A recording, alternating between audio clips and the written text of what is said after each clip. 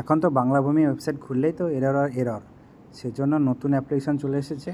তো অ্যাপ্লিকেশানটা কীভাবে ইনস্টল করবে এবং কীভাবে সেট আপ করবে সব কিছু বলে দিচ্ছে এই ভিডিওতে।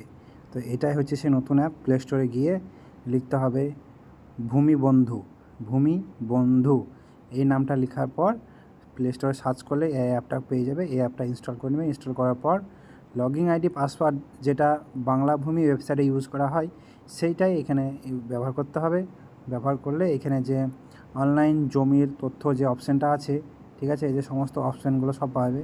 কিন্তু এই অ্যাপে একটাই সমস্যা, অ্যাড আসে।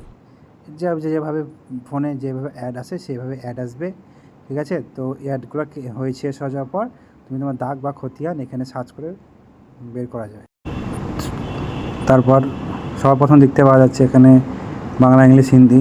তারপরে সিলেক্ট করতে বাংলা, বাংলার পর জেলা, ব্লক, মৌজা সব কিছু সিলেক্ট করতে হবে।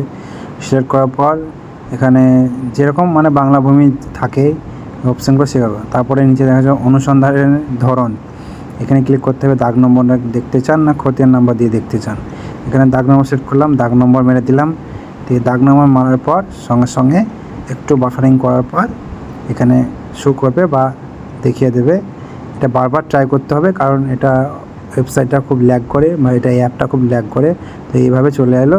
এইভাবে তোমরা ট্রাই করতে পারে, ট্রাই করলে এইভাবে দেখা যাবে। আর এখন বাংলা ভূমি ওয়েবসাইট খুবই অবস্থা খারাপ, সেজন্য তোমরা এখান থেকে চেক করতে পারবে।